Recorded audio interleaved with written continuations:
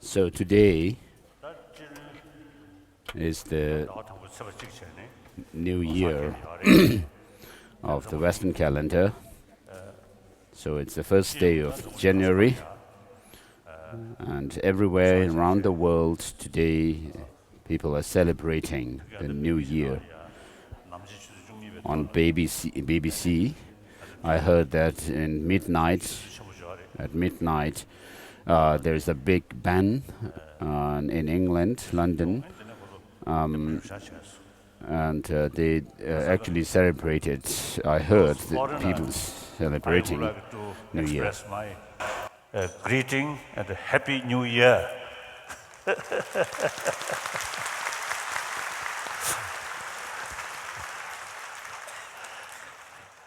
Actually, the coming year, whether become happy year or miserable year, depend on us.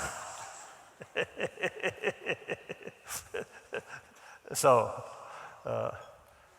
just the first day of the new year, I think we should determine, at least this year, I will be a more sincere human being, a compassionate human being, and try to create firstly inner peace oneself, then try to share more people. That's the way to build happy year, isn't it? So think that way.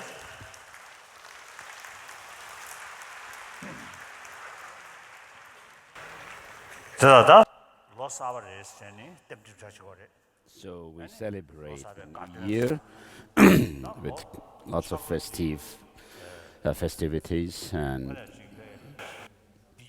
so whether His Holiness is repeating himself in Tibetan now, what he has said, whether this year becomes a happy one or a miserable one depends on us.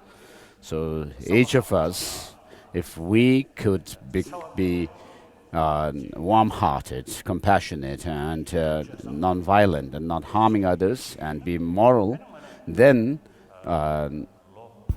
this year would be a happy year. So this is what I told the Westerners, the foreigners. So for us, of course, it is the new year of the Western calendar, which is celebrated by everybody today around the world, and so we could also celebrate. And today also is incidentally the the day of the passing away of the 13th Dalai Lama. So the 2013 has finished, and together with it, it is also the passing away of the 13th Dalai Lama. So the new year is the year of the 14th Dalai Lama, and so today is on such occasions of Lamas passing away, we do make offerings of pujas. So a great number of people are gathered here. And so the Markham people have requested to make a long life puja offering to me. And so this was the initial request that they made. And then we have the monastics, male and female, from the monastic institutions, and then lay people from around different places have also gathered here. And so in these few days, several days, we have been engaging in Dharma discourse, spending our day in Dharma teaching, and each one has some degree of developed some degree of virtuous state of mind during these days, and you are now praying for me to live long. And then incomparable Dharma Lord, Gaden throne holder, to Rinpoche. And also we should make prayers prayed for his long life as well. And then also all the masters of the Dharma traditions, whether they are here personally or not, everyone who actually bear the title of lamas and tulkus, and also the geishis and those who are teaching in the monastic institutions. We should also make prayer for their long life as well, since they are serving the dharma, contributing to. So it is very important for these people who are actually dedicating themselves to contribute to the dharma to live long. We should make prayer for them. It's important. And so they are not thinking of individual gains, but for the sake of the dharma, and they work hard to teach their students and others. And so it would be good for us to pray for their long life. And not only that, today is the Western New Year, and the New Year, we have people who are dedicated for the welfare of others, who think of the larger benefit of sentient beings. And therefore, for such people, we need to make prayer for their long life and for the success of their wishes, and that they may have good health without sickness. And so, today, the people of Markham, both inside and outside of Tibet, are offering long life puja for me, and people who are suffering, living under very tense kind of situation. And so I just met a Kampa who had really suffered in prison, a lot of torture in Chinese prison. And so there are many such people inside Tibet, and many of them also have passed away, and we should make prayers for them. And then people who have been released from prison, but who are still suffering, physically suffering after being in the prison, we need to make prayer for them as well, for their good health. And then there have been many cases of self-immolation inside Tibet and outside, and so we need to pray for them as well. And so through such drastic actions, it's questionable whether it would be helpful to solve the problem of Tibet or not. And so we are following the middle way path, which is beneficial for both Tibetans and Chinese peoples. And we are actually building up friendship with Chinese. In any case, these self-immolators, although they had such courage to give up their own life, they could actually have harmed others along with while harming themselves, but they did not do that. And so this is a very clear indication that they had followed the non-violence policy and principle even in such drastic cases. And so, regarding People's Republic of China, it is the most populated country in the world, and the number of Buddhists inside China is 400 to 500 million, which is the largest population of Buddhists in the world, in any particular country. And so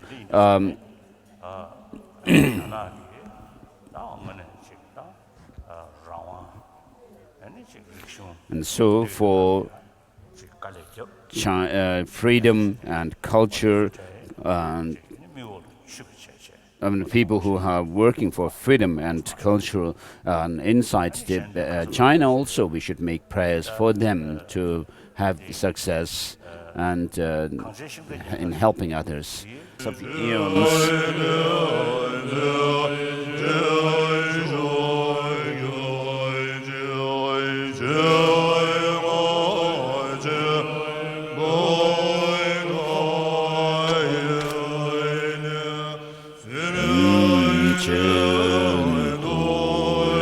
greatest sentient beings, without exception, may be liberated by the sound of the great Dharma drum. Please stay to teach the path to enlightenment for inconceivable millions of eons.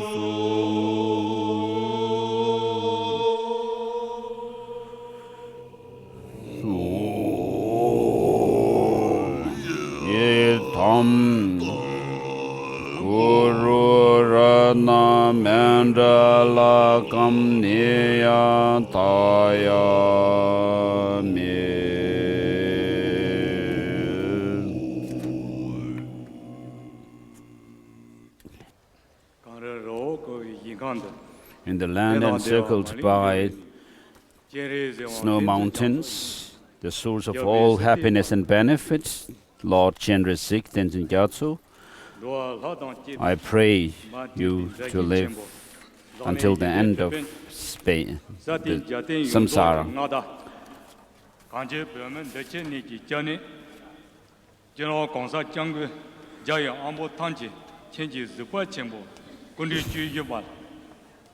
Dimash.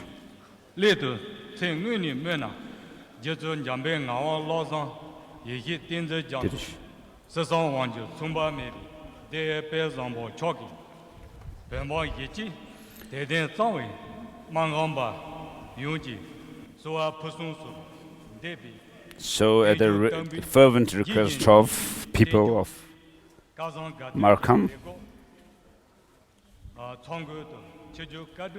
we have very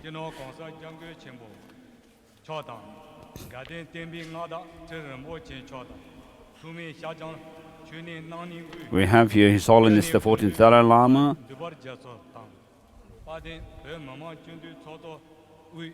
the friend of all sentient beings,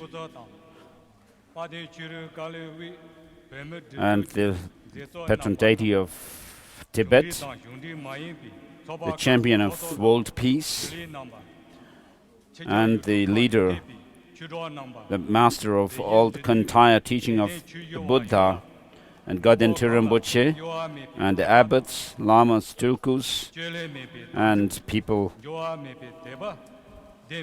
who have come from around the world.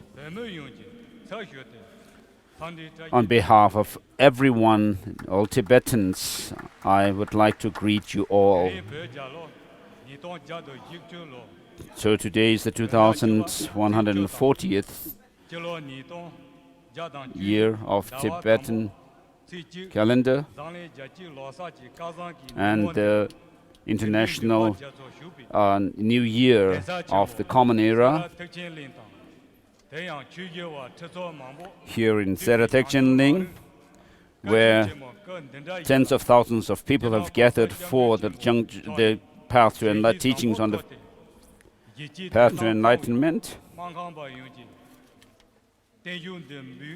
as kindly accepted by His Holiness, our fervent prayer to make this long life offering.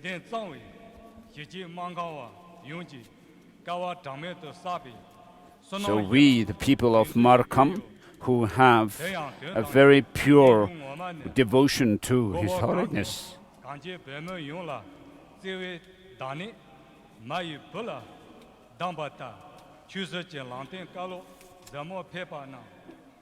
so we pledge to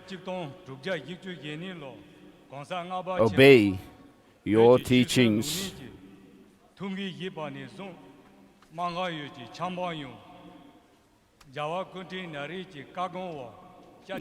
So Markham and its people have been under the auspices of the rule of the series of Dalai Lamas, His Holiness the Dalai Lamas.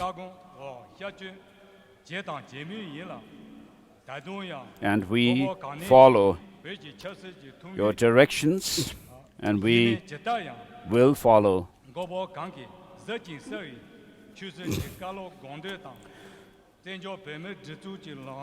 all your advice and the position of the Tibetan central administration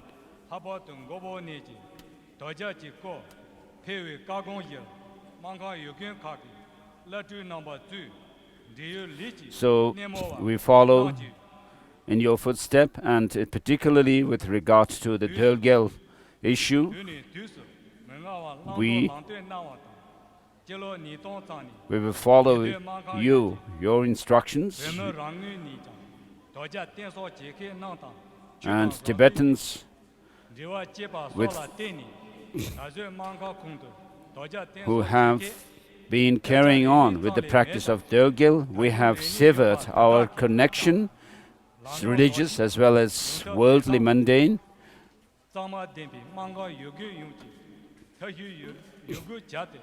So we in Markham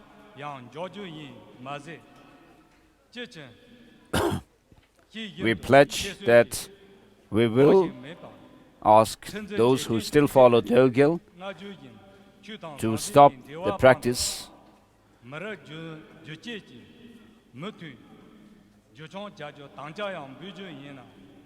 and will pledge also to continue our pure, sincere devotion and in following your words. And we request you fervently, we request fervently for you to live long life. And when we had an audience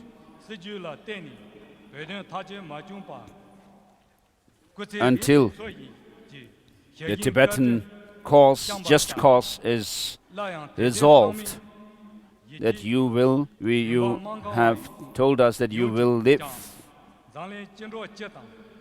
And so, for the sake of humans and beings on this earth, as well as the Tibetans particularly,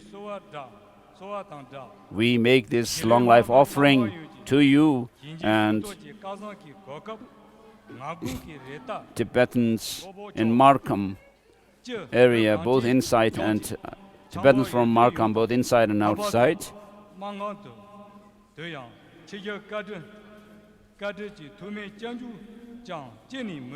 We make our prayer for you to return to our land and visit Markham. So since the time of the Tibetan emperors, Markham has been under the Tibetan administration, and in 1642, when the fifth Dalai Lama took over both the dual responsibility of Tibet, Markham has been under the administration of the Gaden Tibetan government, and we have received honorary gifts from the fifth Dalai Lama onwards, and particularly the 14th Dalai Lama, His Holiness the 14th Dalai Lama, when at a time, at this critical juncture in our history,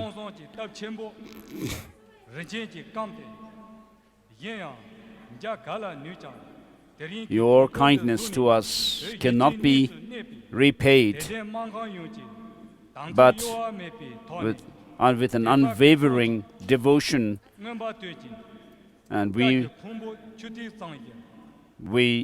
praise you and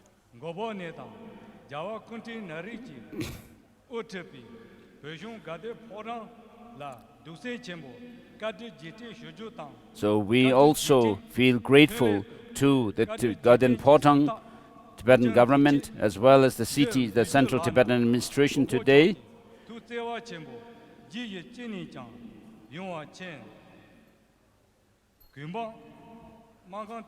We make our fervent prayer for your blessings to us. So, on this 30th of the 10th month of the Tibetan month, the 1st of January 2014, we offer this statement.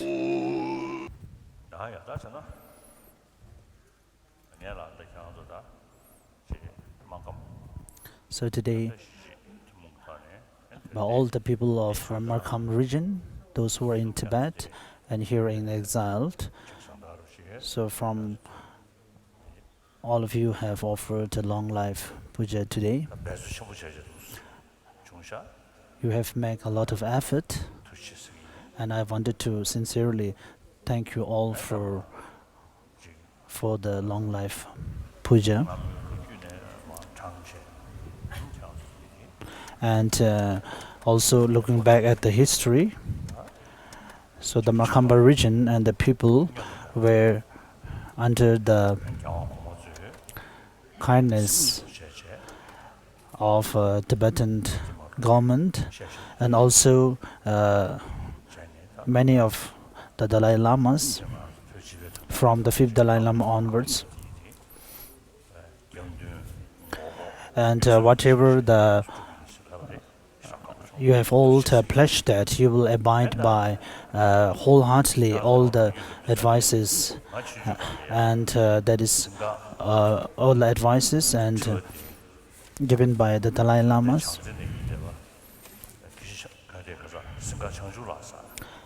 We have an attendant in our office who's from Gaden Monastery. He has a long beard, a white beard, and he is very much attached to his beard, and he has a comb and which he brought it from India. And I used to sit on his lap and listen to stories. I think it was when I was about 7 to 8 years old.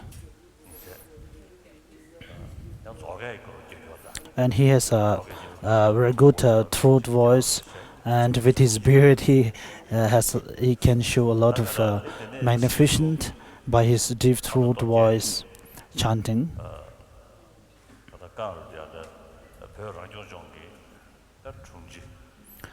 And being a younger vice president, vice secretary of Tibetan Autonomous Region, at that time he was really very inspirational and working very hard for the people, and he also told us a lot of stories, and he's really someone who is really working hard for the people. And even during the 13th Dalai Lama's time, after the 13th Dalai Lama passed away, there were little conflict in the Markham region. So when they face this little trouble,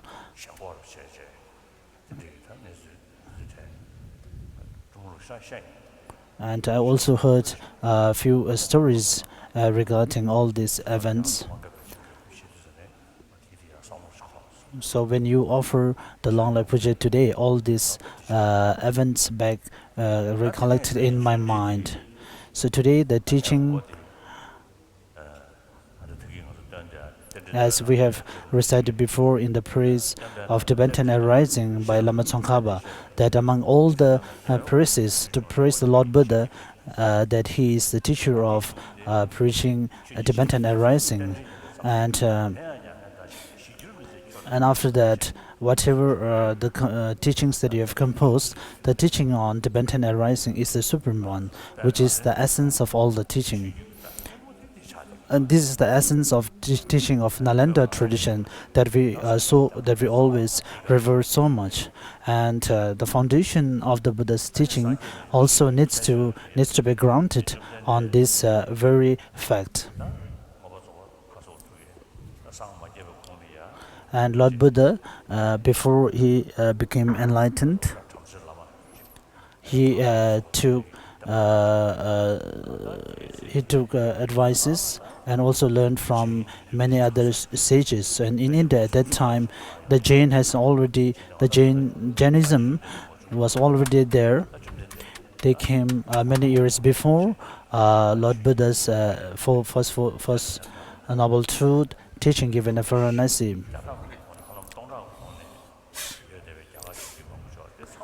So all these great Indian traditions that has been prevailing for last over thousands of years are grounded on the very essences of the teaching of compassion, loving kindness, and discipline, and so on.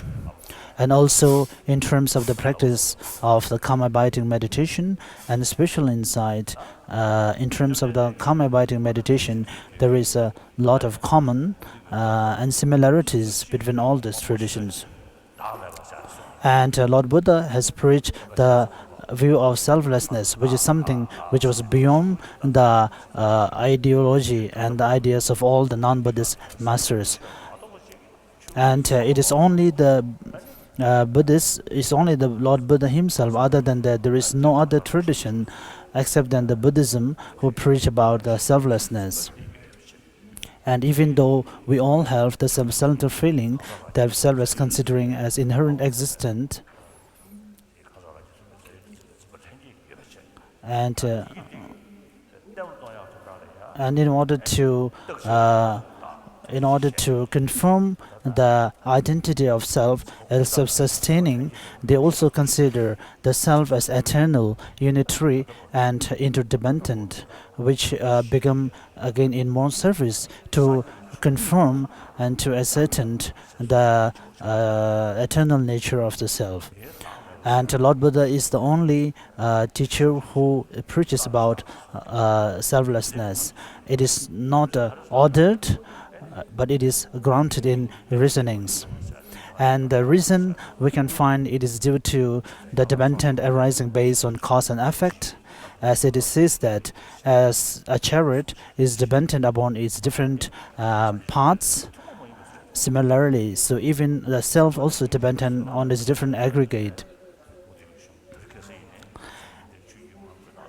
Even today, there are a lot of other traditions. So even though they are based on different philosophical reasoning, so there may be a different way to explain, but eventually they are all same and similar on the basis that they all work towards eliminating the suffering of the sentient beings.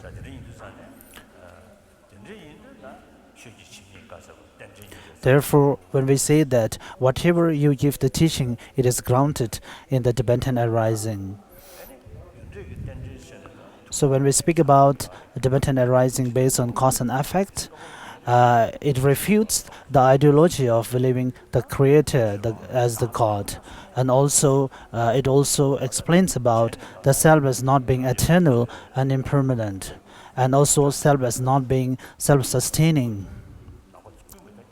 So this is something common to all the Buddhist traditions.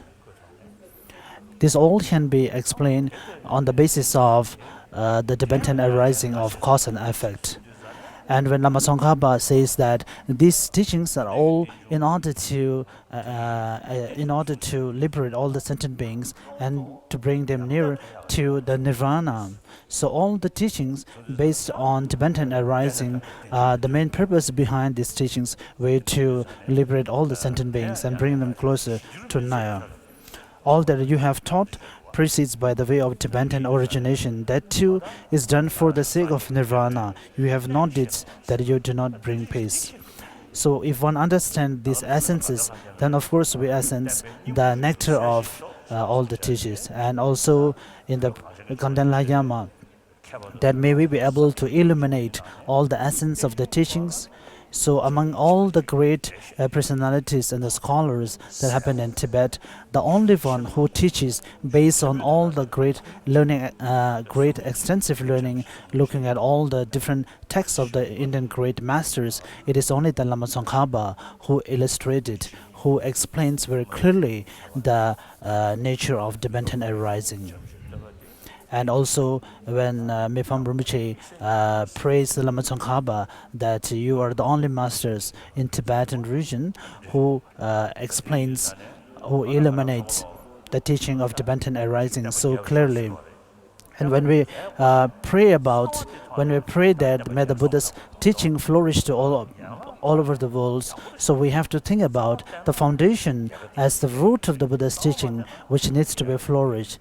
And we cannot crave towards the branches. So if there is no root or the foundation, then the branches will not be able to flourish. So this is what I felt that to tell you. So maybe tomorrow also we can discuss more about this.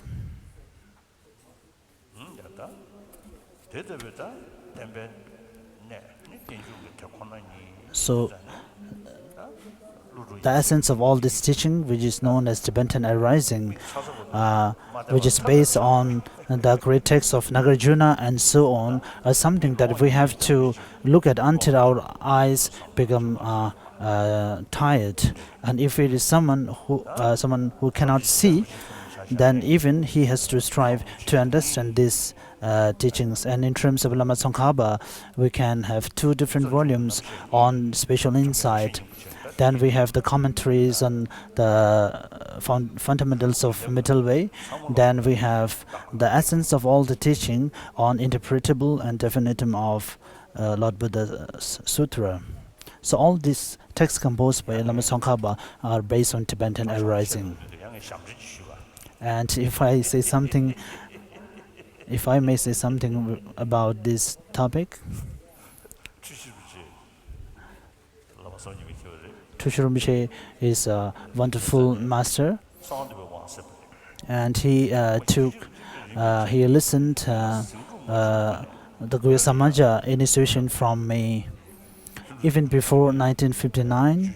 Tibetans uprising. He listened engaging in the deeds of Bodhisattva from Rinpoche master, and Trungpa Rinpoche, Trungpa Rinpoche's lineage, I also listened the engaging in the paths of Bodhisattva from him.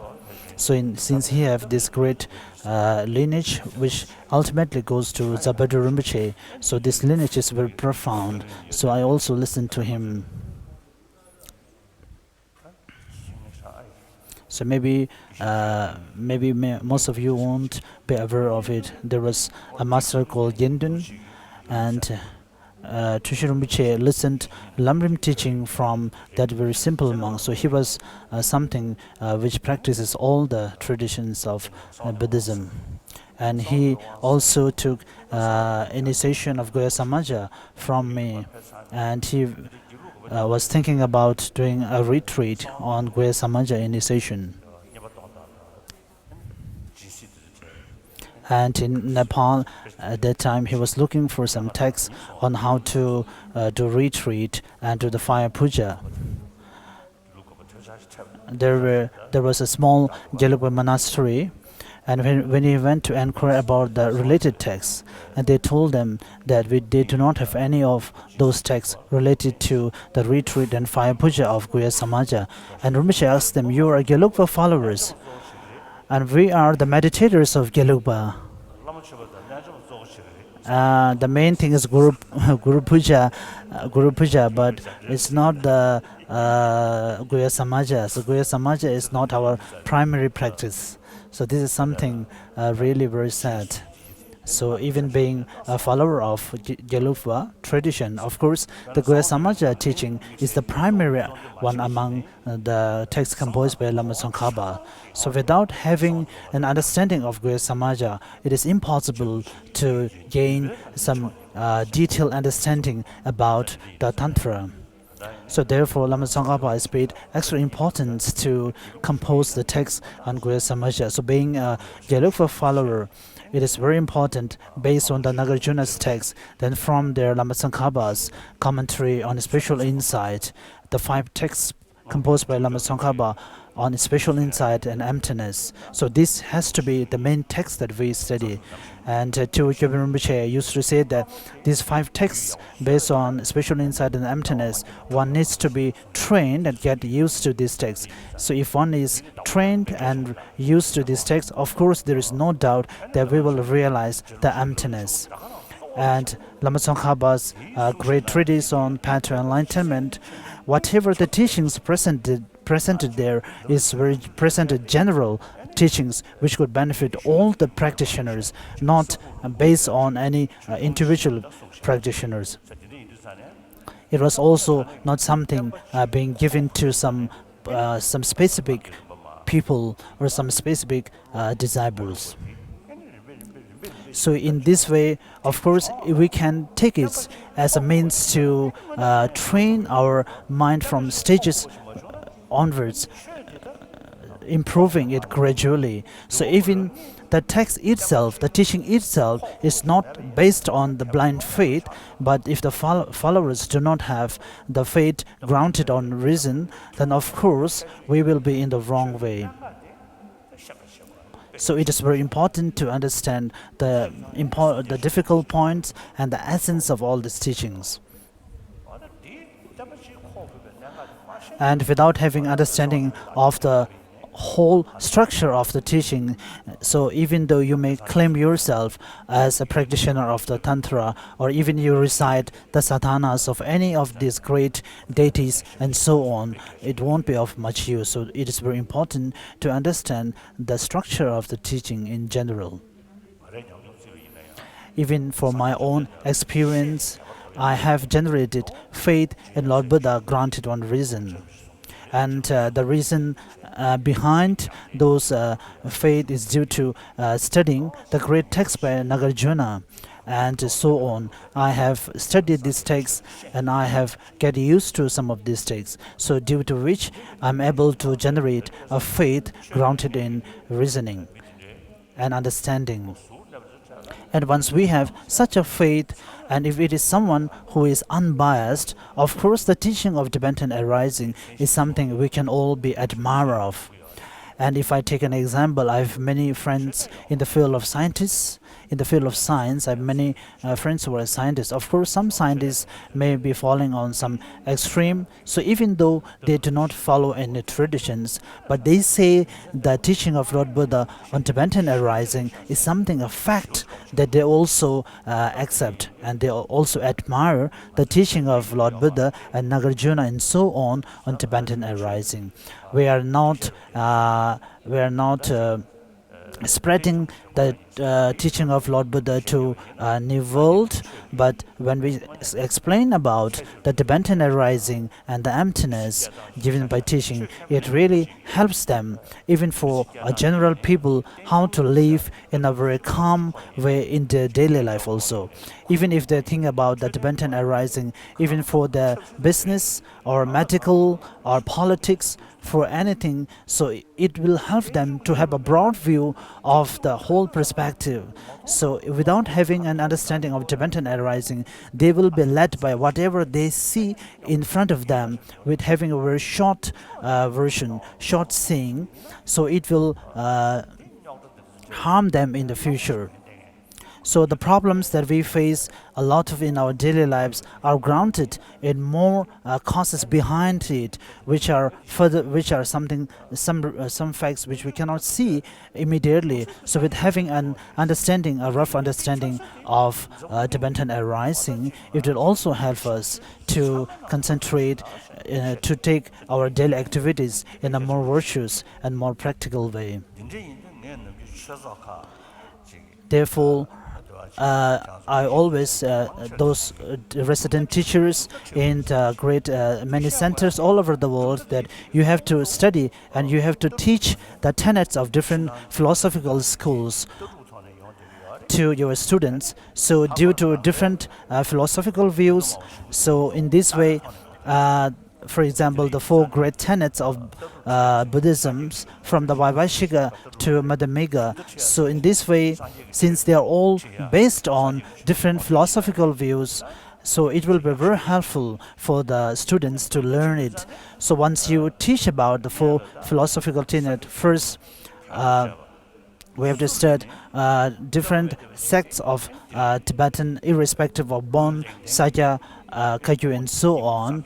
And also Baba Viveka's, the essence of the Madhyamical philosophy and his blaze of reasonings and so on. These are all based on, these are the texts of great Indian philosophers which we can find in Tengyur, the collections of the sutras, but they are based on different philosophical views that are found in the great Indian traditions for thousands of years.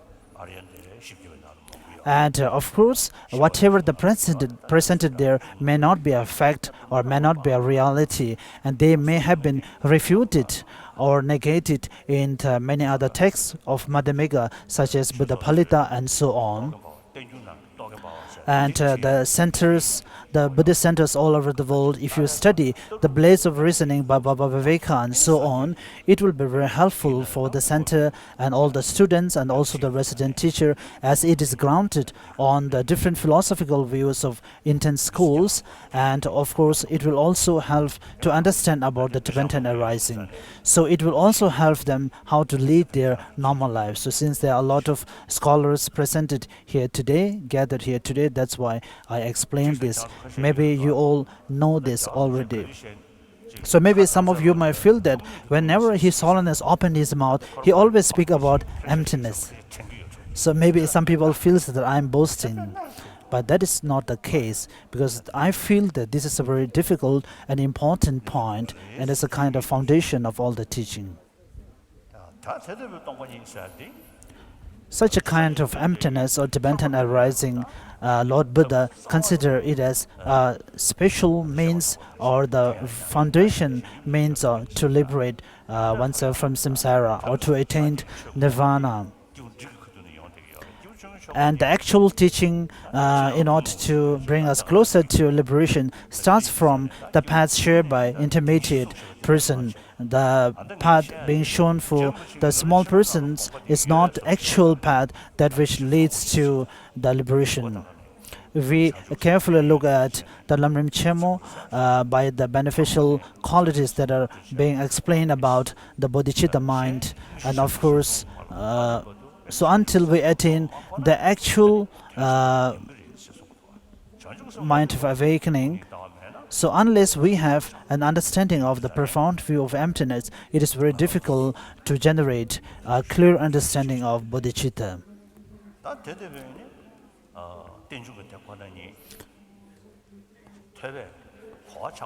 So in order to generate even a mere understanding based on extensive learning, it may not be enough for us. And upon that, we need to have an experiential, we need to have an understanding based on our experience. So with that, we need to utilize in such a way that we could convert these understandings and experience as a means to fight against the afflicted emotions.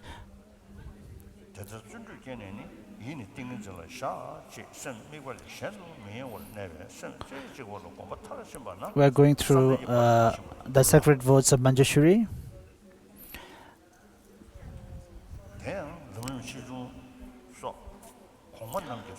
The fifth perfection, the perfection of concentration.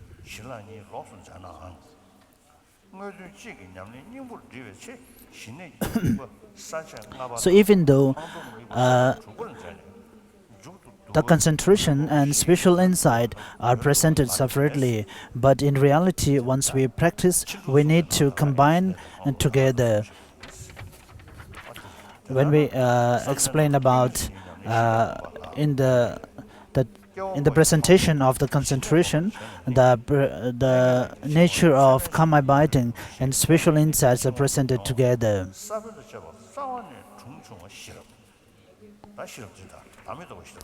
So once having a calm abiding meditation, we need to strive towards generating the wisdom, which is the wisdom understanding emptiness.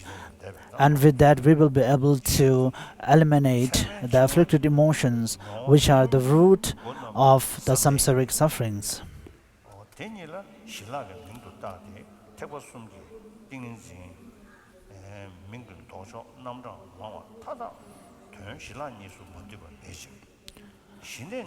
All the different levels of concentrations and meditative stabilizations, and also all the spiritual insights can be categorized into mere two categorizations of calm abiding and spiritual insight. Calm abiding is a kind of mind which focuses to its focal object and concentrate on it without distracting from its focus. And the wisdom having understood the reality of the phenomena, reality of nature, helps to cut the root of all the afflicted emotions.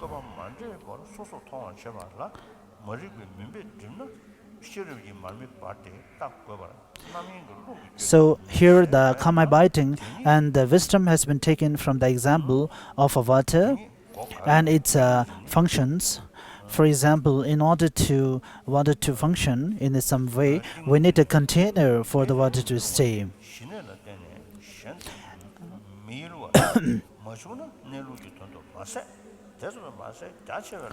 So similarly, if we are able to have to put the water in a container without moving, then it will help its concentration.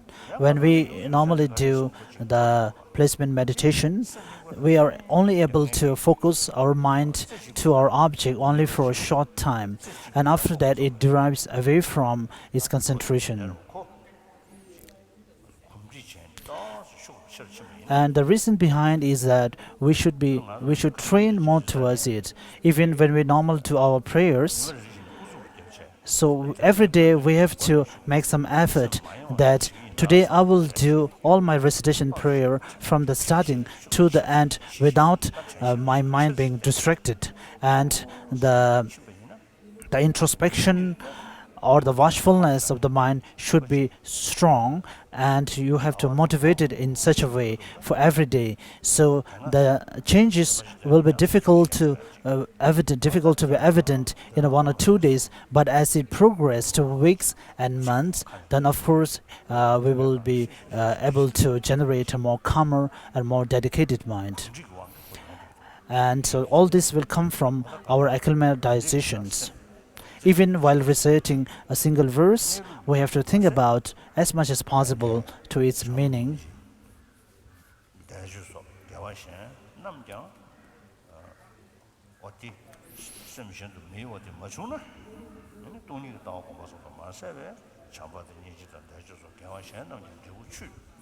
If we do not have a concentrated mind, even though we may recite the texts explaining about the compassion or the bodhicitta and so on, including the emptiness in Tibetan origination, but the effect generated will be very limited.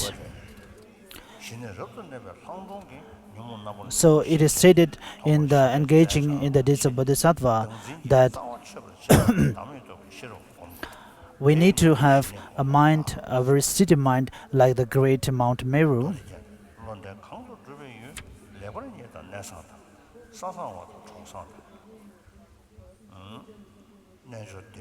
And having such a steady mind of calm abidance, we will be able to generate the wisdom, which is the actual antidote to fight against the afflicted emotions. So therefore, we need to develop the calm abidance initially. In order to generate the calm abiding meditation, of course, there will be some difference with the surrounding and the places where one meditate. Sometimes the environment also makes some difference due to one's different elements within one's body. So due to all these conditions, sometimes it makes some difference in meditating. Also, that is we can see in the Kalachakra Tantras. And due to the lunar eclipse, and also in the practice of the great perfection absorption, so if the sky is clear, then it makes a difference. So similarly, such kind of conditions which depends on the place or the environment sometimes make some difference. So similarly, to have good companions while you practice. And sometimes if we have a very huge sounds of running water, or in great cities we have the sounds of the cars and the trucks, so it is recommended that we reside in a place where we have such less distractions.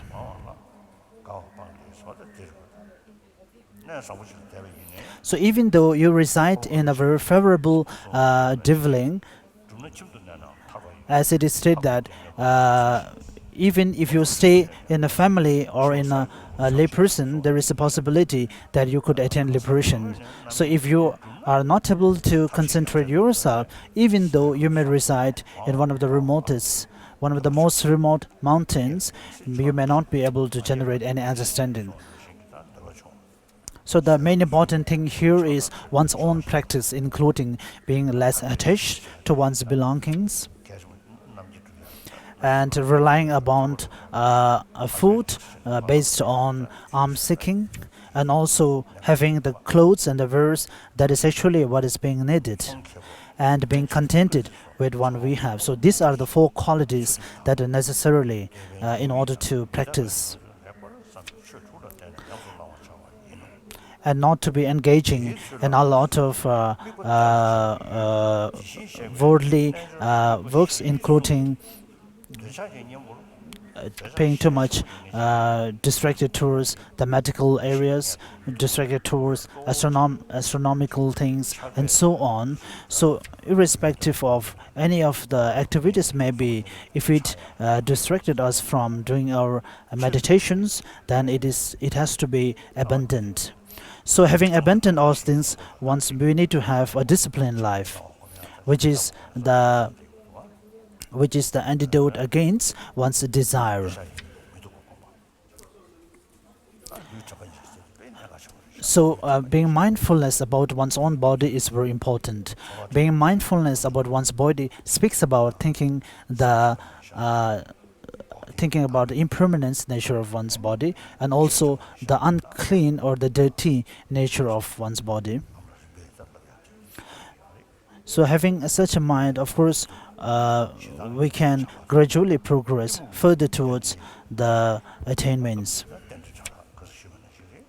And as an antidote against ignorance, we have to practice or develop the understanding of Tibetan arising. As Lama Tsongkhapa says that, I feel very admired to this system which eliminates which is based on the teaching that eliminates all the afflicted emotions. As Lama Tsongkhapa also states in the starting point of the great treatise on Tantra, if someone is straightforward or someone is unbiased, of course, if we indulge or if we engage in discussions, of course, then engage in discussion with him about the Tibetan arising, then it is impossible that anyone, be any scholar, can defeat the idea of Tibetan arising. So, but if the scholar or if that person happens to fall on any of the extreme side, then of course, due to their own feeling, their own assertions, they may be against the Tibetan arising. And in the 4 tenets, the higher Madhyamika schools, when they refute the assertions of the lower tenets, they do not forcibly do it. Whatever the critics coming from the lower schools, when they falsify or they are not able to falsify the assertions of the higher Madhyamika schools. So these are all based on the grounded on the reason. So having tenets and philosophical view which is based and which is grounded on reason, which is the ultimate tenets or the philosophical view of Tibetan arising, then there will be no contradictory among the teachings. And it won't be able to defeat it by any philosophical school, and it will be the source of enlightenment. It is also evident in Kamalashilas, and it was printed by some group of Jangze's Rinpoches.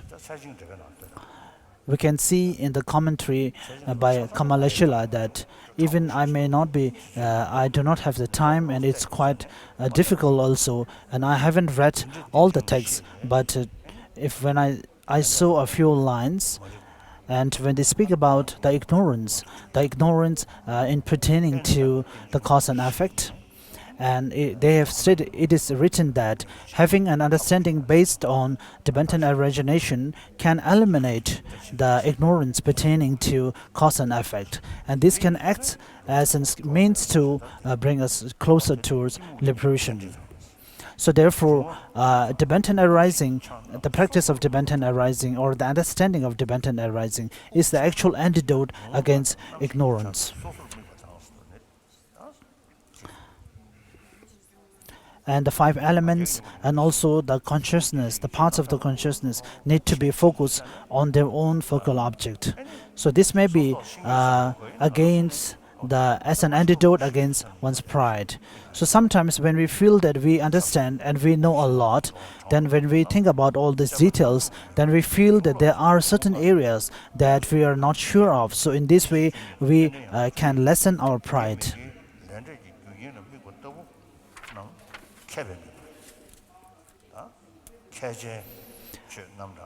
And in order to also increase one's knowledge, so the object while meditating can be different from the 12 interdependent links and also the details of positive and negative actions and the 18 different constituents and so on. So since the focal objects is very varied and diverse, so in order to understand each and every one, we need to study a lot.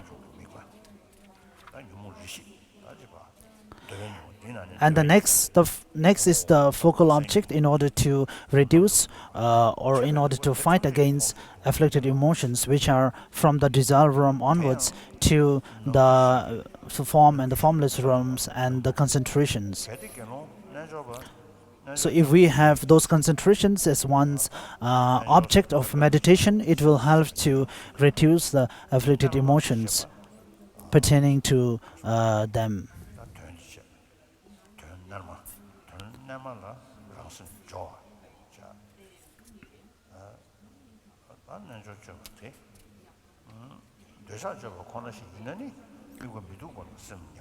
So if someone is highly under the influence of attachment, then of course he or she should contemplate more on the impermanence or the unclean nature of our human rebirth.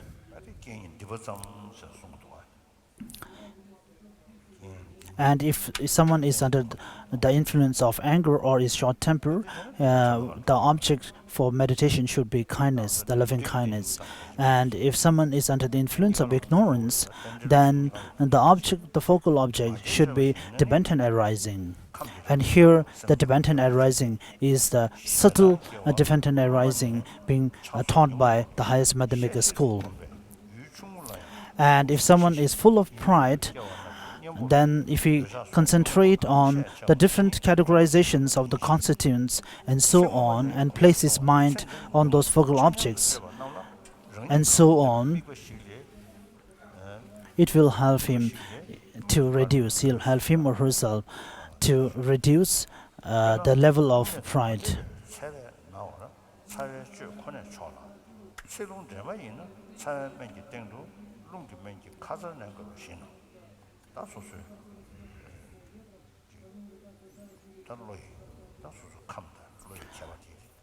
And due to the different mental needs, we have to seek different objects of meditation.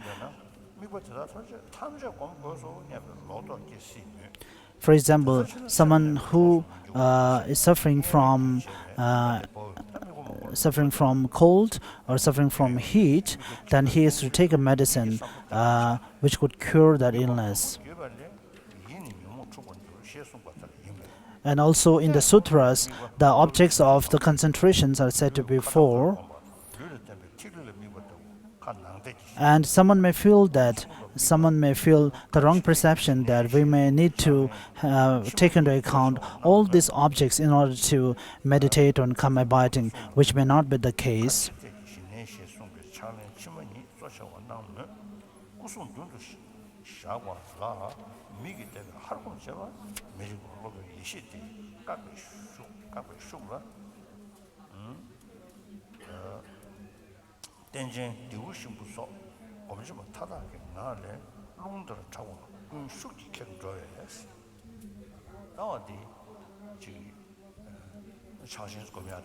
So when we practice about, when we speak about the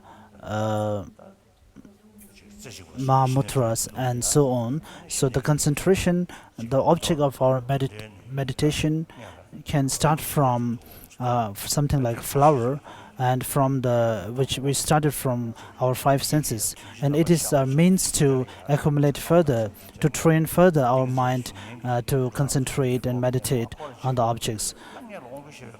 So from the mental from the mind mental state itself, it may be difficult to concentrate fully at first. So first it is important to train from one's five senses, looking at an object of flower and so on. So if the object is, so even if we meditate on a flower, so the mental state when we meditate, the flower should not be the same as what is being existing, a real flower. It has to be an image of the flower which comes to your mind, a kind of an image of that particular object. So even that object need not be the real object, but the image of that object we take as our object of meditation. And when we meditate the calm abundance of focusing towards Buddha's statue, so it is not the statue that's in front of us, but the image of that statue generated in our mind and focusing on that image.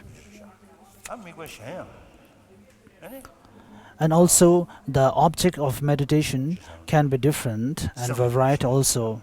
And sometimes we can also practice calm abiding, focus on our mental states, and the Mahamudra practice that we can find in the Kagyu lineage are mostly about calm abiding towards, aim towards the mental states. And once we have gained a clearer image of the mental states, then we can further think about the ultimate nature of the mind, which is the emptiness. So even though in the Tantra practices it is in terms of the practicing the emptiness, it is same.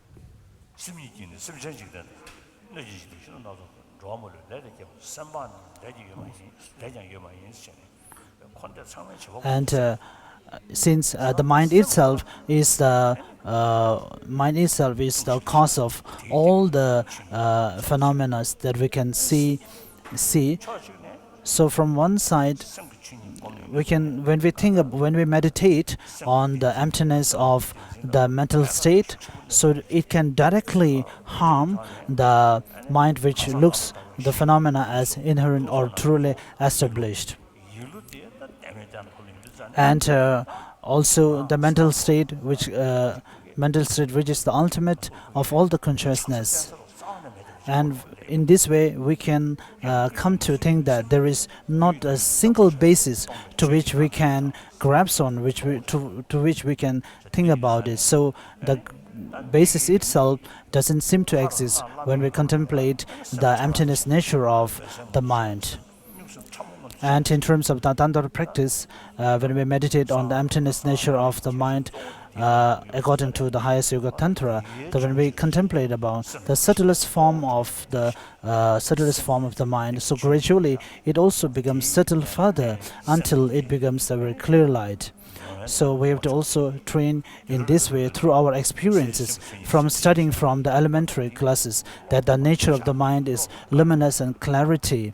So we have to take that example and practice to one's own self. And most of us are very accustomed to the five senses. So apart from the five senses, and also if we are able to clear the five senses and the latencies and the imprints being planted by the five senses. So if we are able to clear off these senses, then we may feel a sense of an empty. And if we are able to focus our mind on the present continuous, so it won't arrive very quickly, but we have to make effort to try to put our concentration on the mind itself as much as possible. So gradually trying to eliminate the distractions coming, relating, pertaining to the five senses and so on. So the present mental state which is free of all the other mental activities. So first we will think about the empty nature of that mind. Then after that, also the clarity and the luminous nature of that mind will come to our mind. So maybe it won't come to our mind because we are not meditating hard enough. So if we contemplate and meditate hard enough, strong enough, and that luminous and the clarity nature of that very mind will come to us. And in order, we should be able to stay focused on that very mind. So with that kind of mind as an object, and also try to categorize that into three times: the past mind, the present, and the future. And since the past and the future has to be dependent upon the present, it is very easy. Then where is the present one? What are the basis of the present? Then it is difficult to find. As it is stated in the 400 verses that we cannot find the present form of the mind, because we can either find the past or the present. So if there is not the present, which is the basis for the past and the future, then the past and future cannot be also found. So if all these minds are not to be found, then our perception of the mind as something existing from itself will be difficult to grasp. So at the end of the day, since we cannot find, then as Lama Tsongkhapa says, we have to train or bring our minds towards such an experience. So first we have to contemplate, we have to generate the calm abundance, focus to mental state. But for other purpose, in order to dissolve the coarse and the rough nature of the mind to the drops and so on, so of course there are different varieties.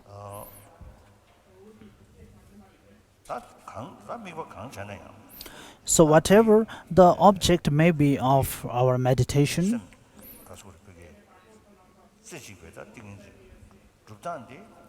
the means to develop the calm abidance is through eliminating the five obscurations. So these five obscurations are actually explained very detailed in the Lam Rim Chemo.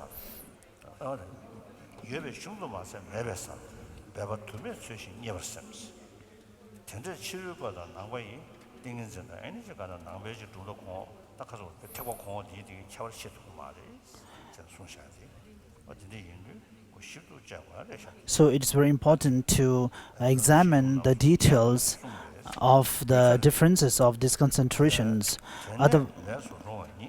As it is stated here that once our mind becomes pliant and become able to concentrate further on our objects, so all the understandings will be realized based on it.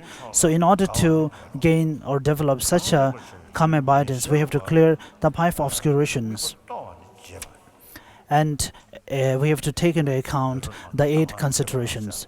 The first is being lazy, and the second is forgetting the instructions. So here the instruction is not something that the teacher directly gives you. Here the instruction means to thinking about, here the instruction is about the object of the meditations. So if you lose your focus or the object of your meditation, it means the forgetting the instructions.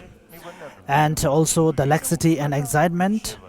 And when the laxity and excitement arrives, not to practice introspection or watchfulness. And when there is no laxity and excitement, if we take into account the functions of introspection, then it is also an obscuration. So these are the 5 obscurations in order to generate the calm abidance.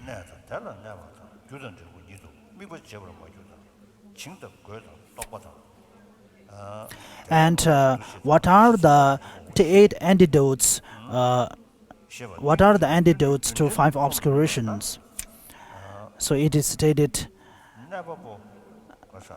that there are varieties of antidotes to be practiced.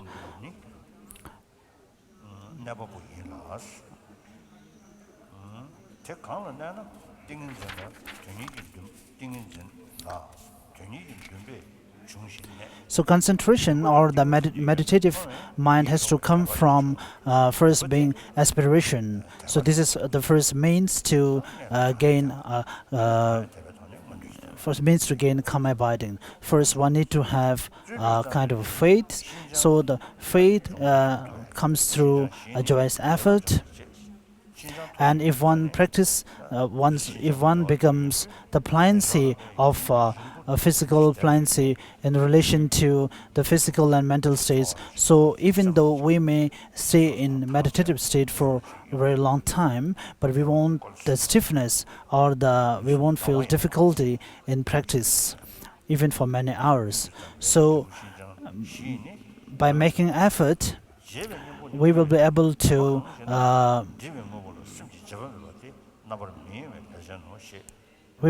develop pliancy, and with that we will be able to defeat the laziness. And the antidote of forgetting the instruction is to take the remembrance. And here the recollection or the remembrance is being understanding the object of meditation without forgetting it and without distracting from one's object.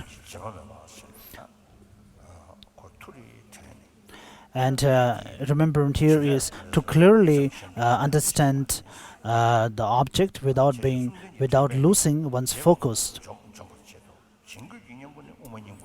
And the antidotes of the laxity and excitement is as present in the essence of mathematical philosophy, that the mental state itself is like a matter element which will roam and go all over the other places. And our focus should be something like being focused very steadily towards a pillar. And the pillar has to be tied by our mindfulness. So once the pillar of concentration has been tied by our mindfulness, and the wisdom, which is here the introspections, so we have to continuously being watchful. And Lama Tsongkhapa has stated that the cause of the introspection or the watchful is first to think about the object again and again.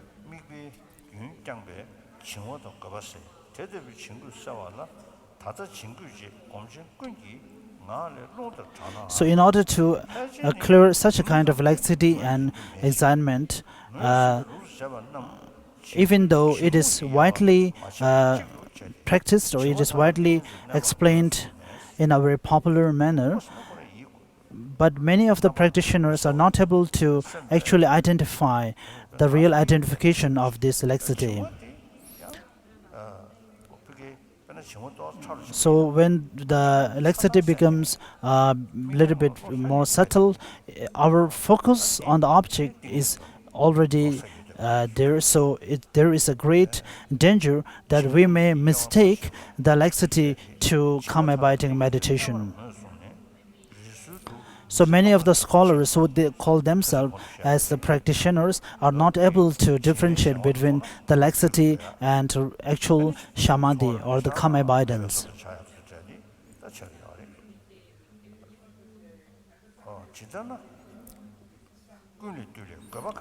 Then what is excitement? In the compendium of the manifest knowledge, so excitement is a mind which is by nature a part of the attachment, and the one which has the potential to make one's mind not at peace. And it is something which obscure to the attainment of the samadhi or calm abidance.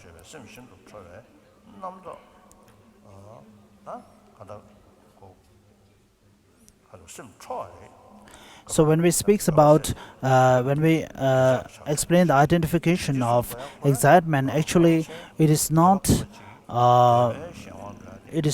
entirely a mind which is distracted or which is being angry towards the other person. When someone gets angry, of course, the nature of the anger and the excitement is similar in terms of being angered towards or being focused towards an outsider, but when someone becomes anger, the nature of the anger and excitement is different.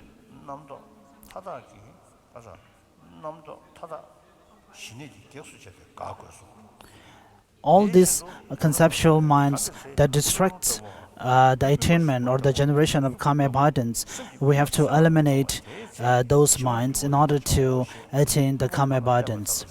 It is also stated in the middle stage of the stages of meditation.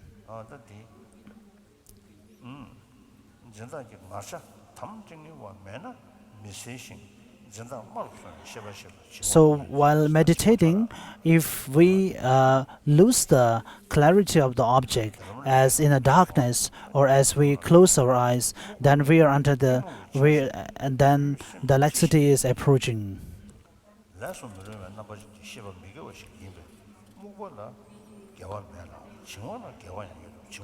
And even though the object may be before us, but we lose its the clarity or its detailed parts, and it becomes unclear, then we will the clarity nature of that object decreases.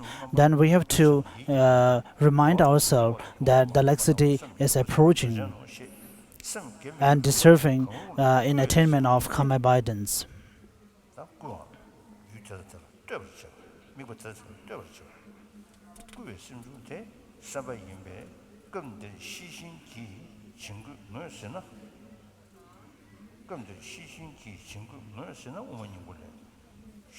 And here the mind of introspection has to be the one which actually able to identify when the excitement and the laxity approaches.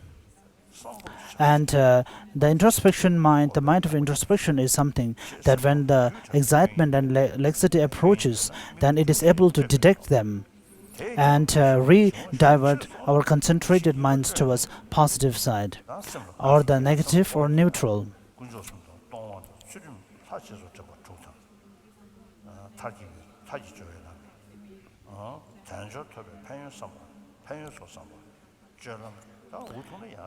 And when we have very strong laxity, then we may be very much towards sleeping state, or at that time, then if there is a huge danger, then we should think about the beneficial qualities of the life of leisures and advantages, and also and so on, so on. So even if that doesn't help, then we have to stand up, stop our meditative session and wash our face and go to a place where there is wind blowing or cool place.